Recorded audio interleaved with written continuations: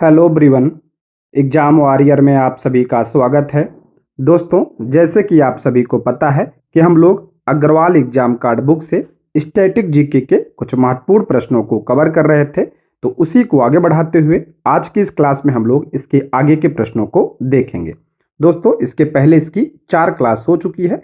अगर आपने वो क्लास नहीं देखी है तो प्लीज़ चैनल पर जाके देख सकते हैं। दोस्तों, ये बहुत ही अच्छी बुक है। यदि आप किसी भी एग्जाम की तैयारी कर रहे हैं जिसमें जीके जीएस के प्रश्न पूछे जाते हैं तो ये सभी के लिए उपयोगी है।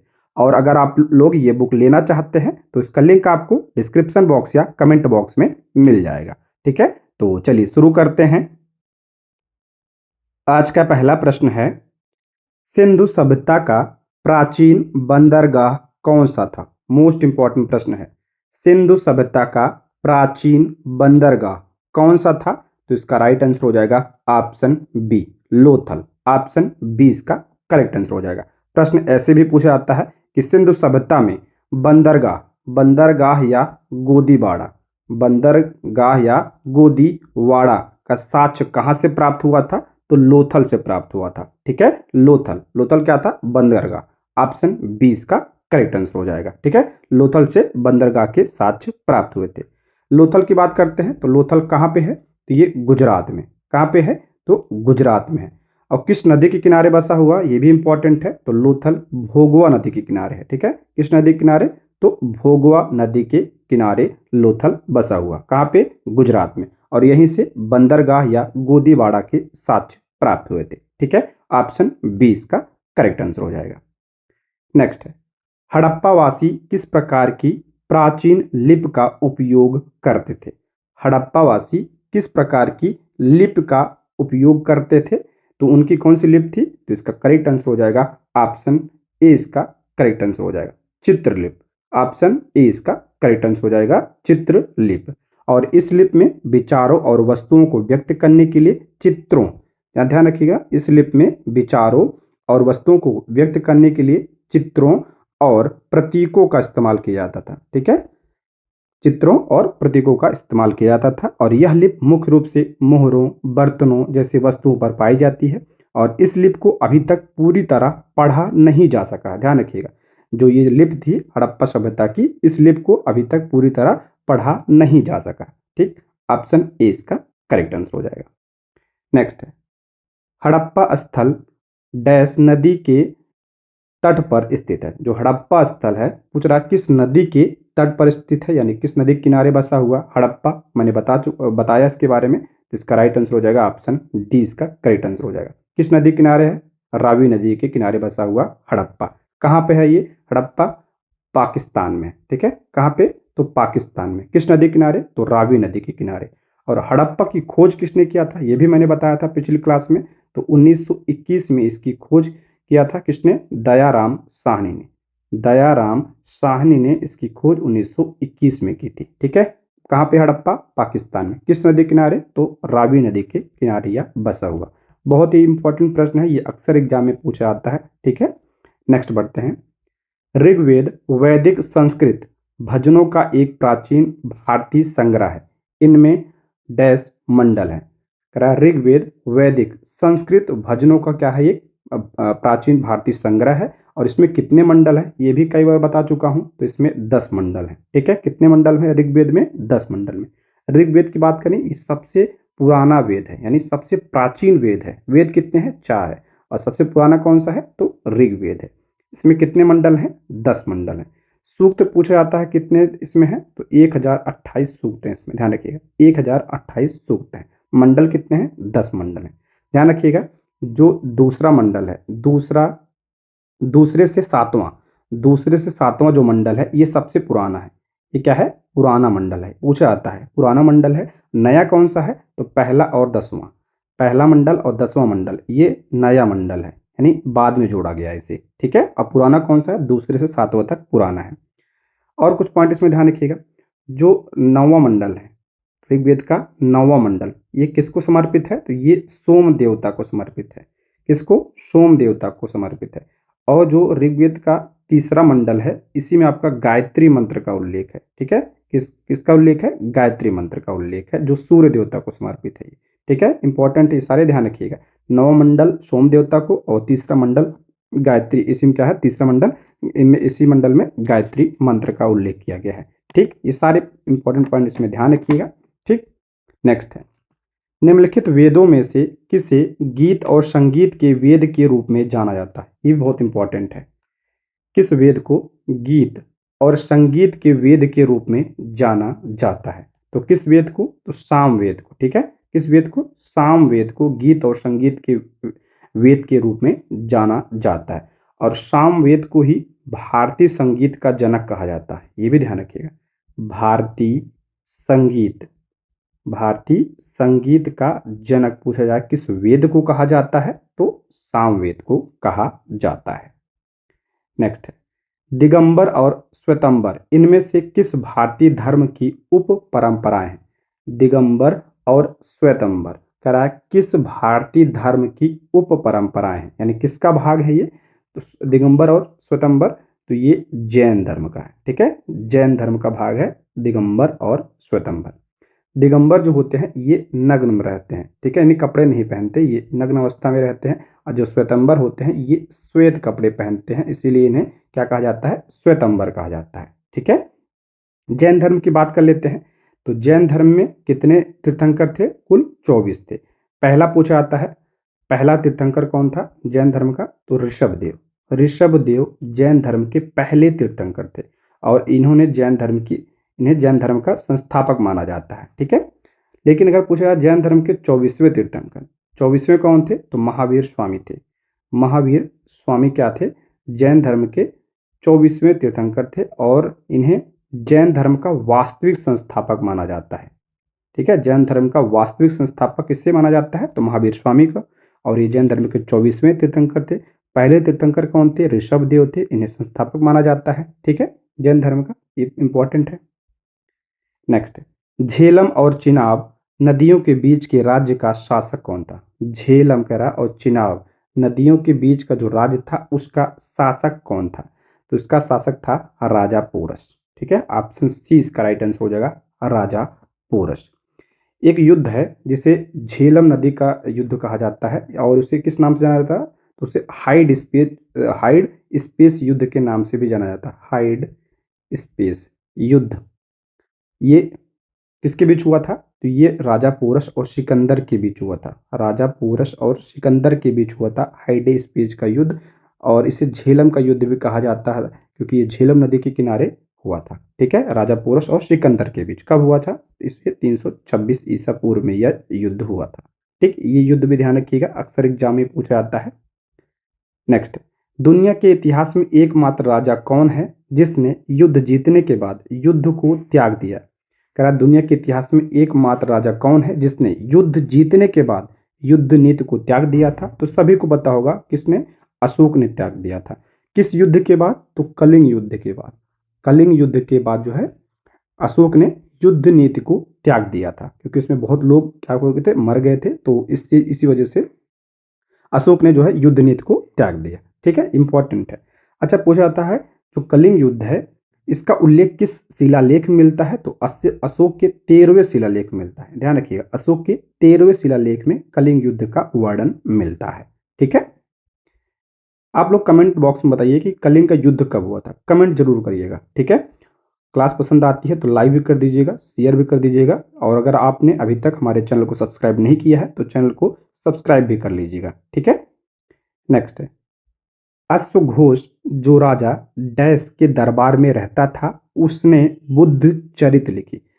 ध्यान रखिएगा, यहाँ से कितने सारे प्रश्न बनेगा। अश्वघोष जो राजा डैश के, यानी ये किसके दरबार में रहते थे और उन्होंने बुद्ध चरित की रचना की। किसके दरबार में रहते थे अशोक? तो अशोक जो है कनिष्क के दरबार में रहते थे। ऑप्शन ए इसका करेक्ट आंसर हो जाएगा, कनिष्क के दरबार में अशोक रहते थे।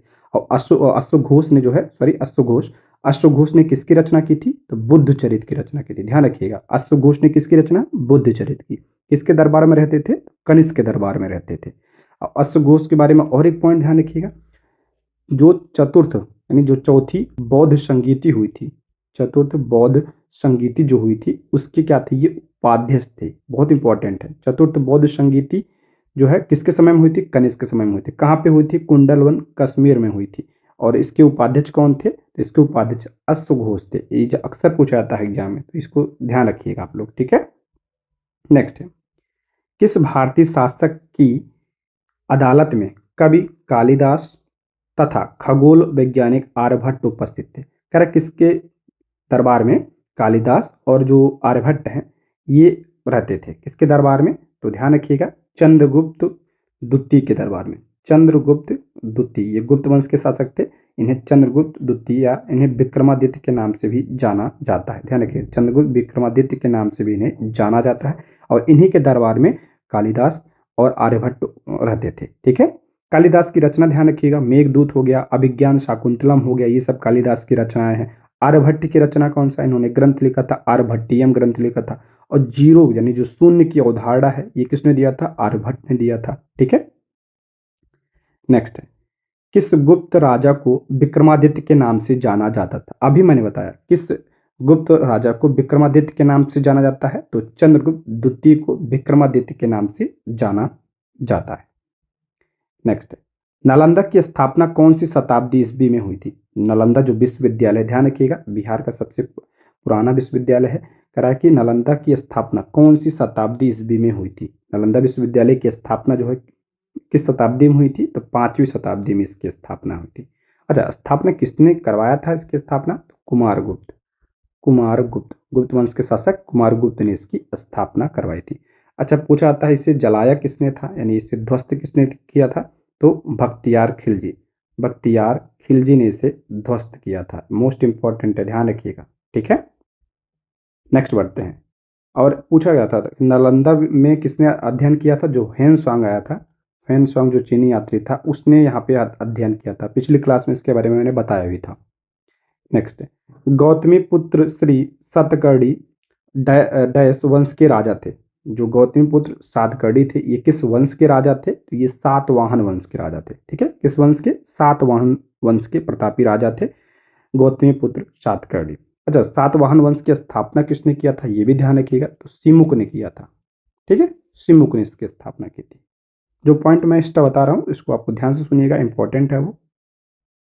आल्हा और उदल नाम के प्रसिद्ध योद्धा डैश शासकों के घराने की सेवा करते थे। आल्हा उदल, आपने इनके गाने भी सुने होंगे, आल्हा उदल की वीर गाथा भी सुना होगा। तो कह रहा है कि जो है जो योद्धा थे ये किस घराने की सेवा करते थे? तो ये जो है चंदेल शासक, चंदेल शासक की सेवा करते थे। ऑप्शन सी, इनके सेनापति थे। नेक्स्ट है, बेलनाकार पाषाण मुद्राओं का उपयोग किस सभ्यता में किया जाता था? बेलनाकार पाषाण मुद्राओं का उपयोग किस सभ्यता में किया जाता था? ध्यान रखिएगा, मेसोपोटामिया की सभ्यता में किया जाता था। मेसोपोटामिया की सभ्यता में किया जाता था इसका प्रयोग। आप लोग कमेंट बॉक्स में बताइए कि मेसोपोटामिया की सभ्यता किस नदी के किनारे विकसित हुई थी, कमेंट जरूर करिएगा आप लोग, ठीक है। नेक्स्ट है, भारतीय इतिहास में शासकों के नाम और चित्र युक्त प्रथम सिक्के किसके द्वारा जारी किए गए? कह भारतीय इतिहास में शासकों के नाम और चित्र युक्त प्रथम सिक्के किसके द्वारा जारी किए गए? तो ध्यान रखिएगा, चित्रयुक्त सिक्के हिंद यूनानी यानी इंडो यूनानी के द्वारा जारी किया गया था सबसे पहले। ऑप्शन डी इसका राइट आंसर हो जाए। दोस्तों, इसमें जितने भी प्रश्न हैं किसी न किसी एग्जाम में पूछे गए हैं, तो सारे प्रश्न बहुत ज़्यादा इंपॉर्टेंट है, ठीक है।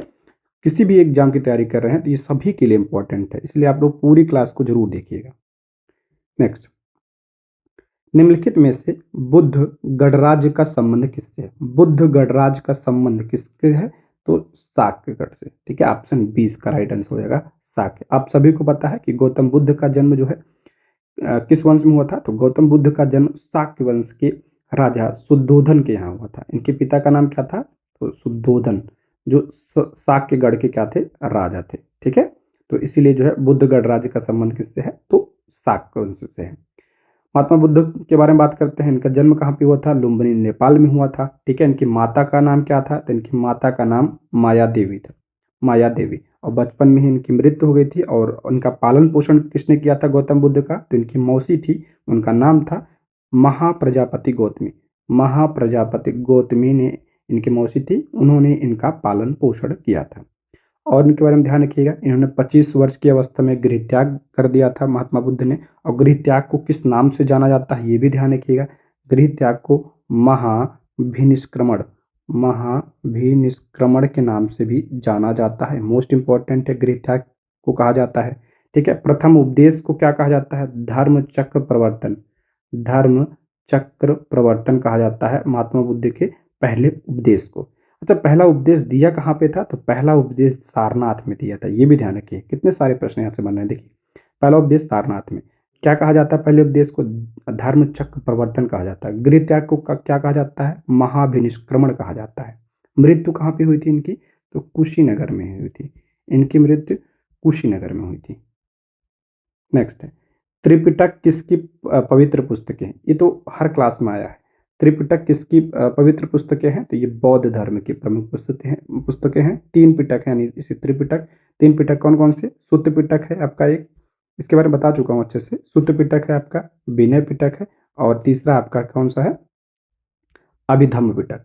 अभिधम्म पिटक है। ये तीन पिटक है, ध्यान रखिएगा। नेक्स्ट, प्राचीन लोथल नगर किस राज्य में स्थित? अभी मैंने बताया जो लोथल है ये किस राज्य में है? तो गुजरात में। किस नदी किनारे अगर पूछा जाए तो भोगवा नदी के किनारे। यहाँ से किसके साक्ष्य प्राप्त हुए थे? तो गोदीवाड़ा या बंदरगाह या डाकयार्ड के साक्ष्य यहाँ से प्राप्त हुए थे। नेक्स्ट है, कुरुक्षेत्र की लड़ाई कितने दिनों तक लड़ी गई थी? यानी महाभारत की लड़ाई, जो कुरुक्षेत्र लड़ाई कितने दिनों तक? 18 दिन तक। Option B. नेक्स्ट, व्यास के कथन पर महाकाव्य महाभारत को किसने लिखा था? व्यास के कथन पर जो महाभारत को लिखा था किसने? तो गणेश जी ने लिखा था। ऑप्शन सी इसका राइट आंसर हो जाएगा, गणेश। नेक्स्ट, ऋग्वेद के किस मंडल में गायत्री मंत्र लिखा गया? अभी मैंने बताया गायत्री मंत्र किस मंडल में? तो तीसरे मंडल में। ऑप्शन सी इसका राइट आंसर हो जाएगा, और ये सूर्य देवता को समर्पित है। Option C. नेक्स्ट, निम्नलिखित में से कौन सा वर्ड धर्म सूत्रों और धर्मशास्त्रों द्वारा निर्धारित नियमों के अनुसार प्राचीन भारत में लोगों की रक्षा और न्याय के प्रशासन के लिए जिम्मेदार था? कह रहा धर्म शास्त्रों द्वारा निर्धारित नियमों के अनुसार प्राचीन भारत में लोगों की रक्षा और न्याय के प्रशासन के लिए जिम्मेदार कौन कौन सा वर्ग था? तो क्षत्रिय वर्ग था। ठीक है, ऑप्शन बी। विनय पिटक ग्रंथ किससे संबंधित है? अभी मैंने बताया बौद्ध धर्म से, तो यानी इसमें क्या है? बौद्ध संघ के नियमों का उल्लेख किया गया है विनय पिटक में। Option D. नेक्स्ट, हर्षवर्धन के शासन काल में निम्न में से कौन भारत आया? हर्षवर्धन के शासन काल में कौन सा चीनी यात्री आया था? मैंने बताया है ह्वेनसांग आया था। और ह्वेनसांग कहाँ पढ़ा था? अध्ययन कहाँ पे किया था? तो नालंदा विश्वविद्यालय में किया था। ये भी प्रश्न बनता है, ध्यान रखिए कहाँ का था? तो ये चीन का था ये। ठीक है, ह्वेनसांग। नेक्स्ट, निम्नलिखित में से किसने संस्कृत व्याकरण की रचना की थी? संस्कृत व्याकरण की रचना इंपॉर्टेंट है, ये किसने किया था? तो महर्षि पाणिनि ने इसकी रचना की थी, संस्कृत व्याकरण की। और इन्हें जो है संस्कृत व्याकरण का जनक भी कहा जाता है। संस्कृत व्याकरण का जनक किसे कहा जाता है? तो महर्षि पाणिनि को कहा जाता है। इनकी रचना भी आप लोग ध्यान रखिएगा, अष्टाध्यायी। अष्टाध्यायी जो है किसकी रचना है? तो महर्षि पाणिनि की रचना है अष्टाध्यायी। नेक्स्ट, सिंधु सभ्यता में घोड़े की अस्थियों का अवशेष कहाँ मिला? मोस्ट इंपॉर्टेंट है। सिंधु सभ्यता में घोड़े की अस्थि का अवशेष यानी घोड़े की हड्डियों का अवशेष कहाँ मिला है? तो सुरकोटदा में मिला, सुरकोटदा में। ठीक है, ऑप्शन डी। नेक्स्ट, वेदों के गद्य प्रकरण क्या कहलाते हैं? जो वेदों के गद्य प्रकरण, एक तो गद्य होता है एक पद्य होता है, गद्य प्रकरण क्या कहलाते हैं? उन्हें ब्राह्मण ग्रंथ कहा जाता है। ठीक है, उन्हें ब्राह्मण ग्रंथ। नेक्स्ट, ज्ञान प्राप्त करने के बाद गौतम बुद्ध को किस रूप में जाने लगा? ज्ञान प्राप्त करने के बाद महात्मा बुद्ध को किस रूप में जाने लगा? तो बुद्ध के रूप में। ऑप्शन बी इसका राइट आंसर हो जाएगा, बुद्ध। गौतम बुद्ध को शाक्य मुनि के नाम से भी जाना जाता है। इन्हें शाक्य मुनि के नाम से भी जाना जाता है। इन्हें तथागत के नाम से भी जाना जाता है। ठीक है, तथागत के नाम से भी जाना जाता है। नेक्स्ट, वह स्थल जहां हर्षवर्धन ने बौद्ध महासम्मेलन का आयोजन किया था। कह रहा वह स्थल जहां हर्षवर्धन ने बौद्ध महासम्मेलन का आयोजन किया था, कहाँ पे करता था? तो प्रयाग में करते थे हर्षवर्धन। ठीक है, बौद्ध महासम्मेलन का आयोजन किया जाता था यहाँ पे, कहाँ पे? प्रयागराज में। Option B. महाजनी प्रथा का सर्वप्रथम उल्लेख निम्नलिखित में से किस प्राचीन ग्रंथ में हुआ?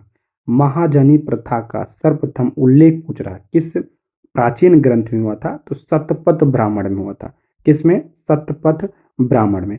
और ये किस वेद का ब्राह्मण ग्रंथ है? तो ध्यान रखिएगा, ये यजुर्वेद का ब्राह्मण ग्रंथ है। ठीक है, यजुर्वेद का ये ब्राह्मण ग्रंथ है। नेक्स्ट, राजा बिंबिसार के दरबार में उस प्रसिद्ध चिकित्सक का नाम क्या नाम है जो भगवान बुद्ध के निजी चिकित्सक थे? राजा बिंबिसार के दरबार में उस प्रसिद्ध चिकित्सक का नाम क्या है जो भगवान बुद्ध के क्या थे? निजी चिकित्सक थे। तो इनका नाम जीवक था। इंपॉर्टेंट प्रश्न है, क्या नाम था? जीवक। नेक्स्ट, सम्राट अशोक का कौन सा शिलालेख कलिंग पर उनकी विजय का उल्लेख करता है? अभी मैंने बताया कौन सा शिलालेख, तो 13वें शिलालेख में कलिंग युद्ध का वर्णन किया गया है और कलिंग युद्ध के बाद ही अशोक ने युद्ध नीति को त्याग दिया था। नेक्स्ट, भारतीय इतिहास में धन्वंतरी कौन थे? धन्वंतरी का नाम आप लोगों ने सुना होगा। धन्वंतरी कौन थे? तो ये क्या थे? चिकित्सक थे। चंद्रगुप्त विक्रमादित्य की सभा को सुशोभित करने वाले प्रसिद्ध चिकित्सक थे धन्वंतरी। ठीक है, ऑप्शन सी। किसके दरबार में थे? तो चंद्रगुप्त विक्रमादित्य के दरबार में थे। नेक्स्ट बढ़ते हैं, एक मिनट।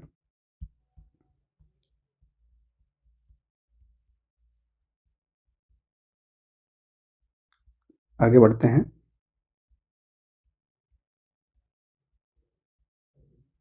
हाँ, भारतीय इतिहास में हो गया ये। अगला है, सिंचाई के लिए 16 मील लंबी चोल झील का निर्माण इनमें से किस चोल शासक ने करवाया था? कह रहा सिंचाई के लिए 16 मील लंबी चोल झील का निर्माण किसने करवाया था? तो इसका निर्माण करवाया था राजेंद्र चोल प्रथम ने। किसने करवाया था? राजेंद्र प्रथम ने। Option B. ऑप्शन बी इसका करेक्ट आंसर हो जाएगा। नेक्स्ट, पॉलिशवार पाषाण उपकरण किस युग की विशेषता है? पॉलिशदार जो पाषाण यानी पत्थर के औजार थे, ये किस युग की विशेषता है? तो ये नवपाषाण युग की विशेषता है। ठीक है, नवपाषाण काल में पॉलिशदार औजार बनने लगे थे। Option D.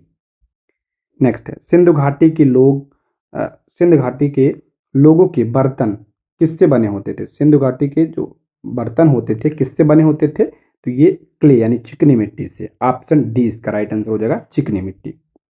नेक्स्ट, कौन सा वेद धार्मिक अनुष्ठानों की पद्धतियों का उल्लेख करता है? किस वेद में धार्मिक अनुष्ठानों का उल्लेख किया गया है? तो यजुर्वेद में किया गया है। किसमें? यजुर्वेद में धार्मिक अनुष्ठानों का उल्लेख किया गया है और इसे कर्मकांडी वेद भी कहा जाता है। ठीक है, इसे कर्मकांडी वेद भी कहा जाता है। इसमें यज्ञ वगैरह के बारे में दिया है यजुर्वेद में। Option C. Next, Gautam Buddha के संवादों की भाषा क्या थी? गौतम बुद्ध के संवाद यानी बातचीत करने की भाषा क्या थी? इन्होंने किस भाषा में अपना उपदेश दिया? तो पाली भाषा में। ऑप्शन बी, पाली भाषा। नेक्स्ट, पाली ग्रंथों में गांव के मुखिया को क्या कहा गया है? पाली जो ग्रंथ है उनमें गांव के मुखिया को क्या कहा गया है? तो गांव के मुखिया को भोजक कहा गया है। ठीक है, भोजक। Option B. नेक्स्ट, भारत में रोमन व्यापारियों को बस्ती अवशेष किस स्थल से मिले? भारत में रोमन व्यापारियों को बस्ती अवशेष किस स्थल पर मिले? तो अरिकमेड़ु। ऑप्शन डी इसका राइट आंसर हो जाएगा, अरिकमेड़ु से मिला है। ठीक है, पांडुचेरी में है ये। नेक्स्ट, हूण राजा तोरमाड़ किस अलीकर राजा द्वारा पराजित किया गया? हूण राजा तोरड़मल नाम है इसे, तोरमाड़ किस अलीकर राजा द्वारा पराजित किया गया? तो ये प्रकाश धर्मन के द्वारा। ऑप्शन 20 का राइट आंसर हो जाएगा। नेक्स्ट, चंद्रगुप्त मौर्य चंद्रगिरी पर्वत श्रावण बेल गोला किस जैन संत के साथ गया था? मोस्ट इंपॉर्टेंट है ये। जो चंद्रगुप्त मौर्य थे, चंद्रगिरी पर्वत श्रावण बेल गोला किस जैन संत के साथ गया था? तो किस जैन संत के साथ? भद्रबाहु के साथ गए थे। किसके साथ? भद्रबाहु के साथ। Option C. नेक्स्ट, निम्नलिखित में से किस सम्राट ने दो कड़े कानून व्यवहार समता और दंड समता लगाए थे? किस शासक ने दो दो कड़े यानी कठोर कानून लगाया था? व्यवहार क्षमता और दंड क्षमता। व्यवहार क्षमता यानी सबके साथ समान व्यवहार, दंड यानी सबके लिए समान दंड। ये किसने लागू किया था? तो अशोक ने लागू किया था। किसने? अशोक ने। नेक्स्ट, बिंदुसार के शासन के दौरान अशांति कहाँ थी? बिंदुसार के शासन के दौरान अशांति कहाँ पे थी? तो तक्षशिला में बहुत अशांति थी और इसी को दबाने के लिए किससे भेजा था? बिंदुसार ने अपने पुत्र अशोक को भेजा था यहाँ पे। ऑप्शन सी इसका राइट आंसर हो जाएगा। नेक्स्ट, चीन से प्रारंभ होने वाले मध्य एशिया, अफगानिस्तान और पश्चिमी एशिया से होकर जाने वाले सिल्क रूट यानी जो रेशम मार्ग है, रेशम मार्ग किस सम्राट में के नियंत्रण में था? ये किसके नियंत्रण में था? ये सिल्क रूट ये कनिष्क के नियंत्रण में था। किसके नियंत्रण में? तो कनिष्क के। नेक्स्ट, गुप्तकालीन प्रथम गणितज्ञ व खगोल शास्त्री कौन था? गुप्तकालीन प्रथम गणितज्ञ और खगोल शास्त्री पूछ रहा कौन था? तो आर्यभट्ट थे। ऑप्शन क्या हो जाएगा? डी इसका राइट आंसर हो जाएगा। गणितज्ञ भी थे, खगोल शास्त्री भी थे, आर्यभट्ट। नेक्स्ट बढ़ते हैं, गुप्त वंश का अंतिम शासक कौन था? गुप्त वंश का अंतिम शासक कौन था? तो विष्णुगुप्त थर्ड था। ऑप्शन क्या हो जाएगा? 20 का राइट आंसर हो जाएगा विष्णुगुप्त थर्ड। आप लोग कमेंट बॉक्स में बताइएगा कि गुप्त वंश की स्थापना किसने किया था? गुप्त वंश की स्थापना किसने किया था? आप लोग कमेंट करिए, जरूर बताइए, तभी मुझे पता चलेगा आप लोगों ने यहाँ तक क्लास देखी है। नेक्स्ट है, गुप्त वंश के ह्रास के पश्चात उत्तर भारत के बड़े भाग का पुनर्गठन किसने किया? गुप्त वंश के समाप्ति के बाद उत्तर भारत के बड़े भाग का पुनर्गठन जो है किसने किया था? तो किसने किया? तो इसका करेक्ट आंसर हो जाएगा आपका ऑप्शन सी इसका राइट आंसर हो जाएगा, हर्षवर्धन ने। ऑप्शन सी हर्षवर्धन ने। नेक्स्ट है, गंगैकोंड चोलपुरम का निर्माणकर्ता कौन था? गंगैकोंड चोलपुरम की स्थापना जो है किसने किया था? तो राजेंद्र चोल ने किया था। तो इसका राइट आंसर हो जाएगा ऑप्शन डी, राजेंद्र प्रथम ने इसकी स्थापना की थी। नेक्स्ट, राजपूत काल में समाज में किस नवीन जाति का उदय हुआ? राजपूत काल में किस नवीन जाति का उदय हुआ? तो कायस्थ। ऑप्शन सी इसका राइट आंसर, कायस्थ का। नेक्स्ट है, मेसोपोटेमियंस के द्वारा प्रयोग की जाने वाली प्रारंभिक भाषा कौन सी थी? तो कौन सी भाषा थी सबसे पहले? तो इसका राइट आंसर हो जाएगा सुमेरियन। ऑप्शन 20 का राइट आंसर हो जाएगा सुमेरियन। नेक्स्ट, वर्ष 1955 में एस आर राव ने किस हड़प्पा स्थल की खुदाई शुरू की थी? वर्ष 1955 में एस आर राव ने किस हड़प्पा स्थल की खुदाई शुरू की थी? तो इसका राइट आंसर हो जाएगा लोथल। लोथल की खुदाई 1955 में एस आर राव ने किया था। नेक्स्ट, आर्य भारत कब आए? ठीक है, आर्य जो थे भारत कब आए थे? तो 1500 ईसा पूर्व में आए थे। Option A. नेक्स्ट, प्राचीन भारत में बौद्धों द्वारा शिक्षा कहाँ दी जाती थी? बौद्धों द्वारा शिक्षा कहाँ पे दी जाती थी? तो मठों में दी जाती थी। Option C. नेक्स्ट है, किस स्थान से प्राप्त अभिलेखों में संगीत के 7 स्वरों का उल्लेख मिला? कह रहा किस स्थान से प्राप्त अभिलेखों में संगीत के 7 स्वरों यानी का उल्लेख कहाँ पे मिला है? तो ये अग्रोहा में मिला है। Option B. नेक्स्ट, किस राजवंश ने तमिलनाडु के महाबलीपुरम में मंदिरों का निर्माण करवाया था? इंपॉर्टेंट है, महाबलीपुरम मंदिरों का निर्माण किसने करवाया था? तो पल्लव ने करवाया था। और पूछा जाए किस शासक ने?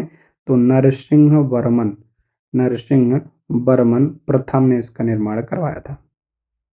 नेक्स्ट, कौटिल्य के लिए गांव डैश की जनसंख्या वाला एक मानवीय व्यवस्था है। कौटिल्य के लिए गांव तो कितने लोगों के लिए? तो 100 से 500 की जनसंख्या वाला एक मानवीय व्यवस्था है गांव। ऑप्शन ए इसका करेक्ट आंसर हो जाएगा। ठीक है दोस्तों, इसमें एंशियन हिस्ट्री के इतने ही प्रश्न थे। ठीक है, इसके आगे के प्रश्नों को हम लोग अगली क्लास में देखेंगे। क्लास कैसी लगी आप लोग कमेंट बॉक्स में जरूर बताइएगा। और अगर आप ये बुक लेना चाहते हैं तो इसका लिंक आपको डिस्क्रिप्शन बॉक्स या कमेंट बॉक्स में मिल जाएगा। ठीक है, देखिए इसमें प्राचीन इतिहास का प्रश्न है, उसके बाद मध्यकालीन इतिहास, आधुनिक भारत का इतिहास, विश्व इतिहास, भारतीय राज्य व्यवस्था, भारत का भूगोल, विश्व का भूगोल, अर्थशास्त्र, ईवीएस का हो गया आपका, भौतिक विज्ञान, रसायन विज्ञान, जीव विज्ञान, कृषि एवं पशुपालन, सारे देखिए जितने भी स्टैटिक जीके के प्रश्न होते हैं इसमें सब जो है इसमें शामिल हैं। और सब प्रीवियस ईयर क्वेश्चन है, किसी न किसी एग्जाम में पूछे गए हैं और अच्छे भी प्रश्न इसमें शामिल किए गए हैं। तो इसको आप लोग जरूर लीजिएगा, बुक बहुत ही अच्छी बुक है। ठीक है, क्लास कैसी लगी कमेंट बॉक्स में जरूर बताइएगा। ये रहे आज के प्रश्न। Thank you for watching.